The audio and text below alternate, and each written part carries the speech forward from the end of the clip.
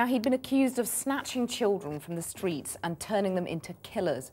Today, the Congolese warlord Thomas Lubanga was convicted by the International Criminal Court of recruiting and deploying child soldiers.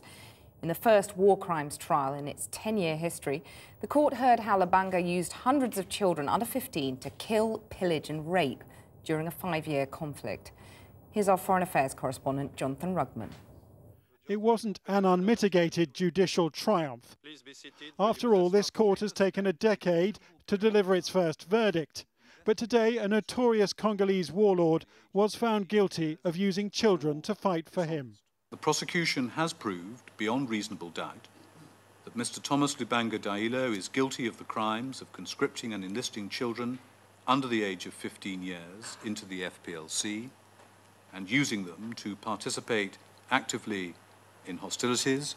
Lubanga claimed that he discouraged involving children in ethnic wars, which left around 60,000 dead across Central Africa.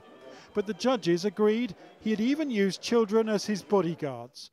And the court was shown videos of Mr. Lubanga in army training camps in the presence of child soldiers.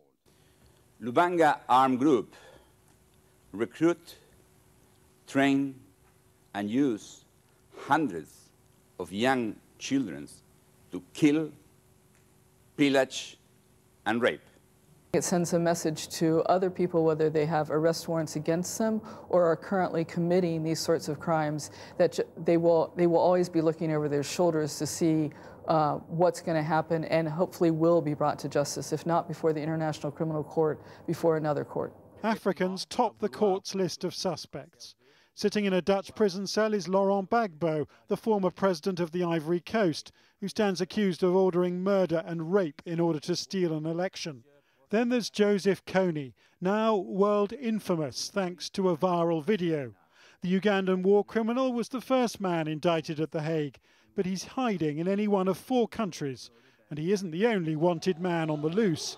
After all, there's President Bashir of Sudan, who's still running a country, even though he's been charged with genocide by the International Criminal Court. The ICC did not pursue Mr. Lubanga's alleged involvement in murder and rape, but his case does set an important precedent on conscripting child soldiers, and justice is surely better late than never. Jonathan Rugman reporting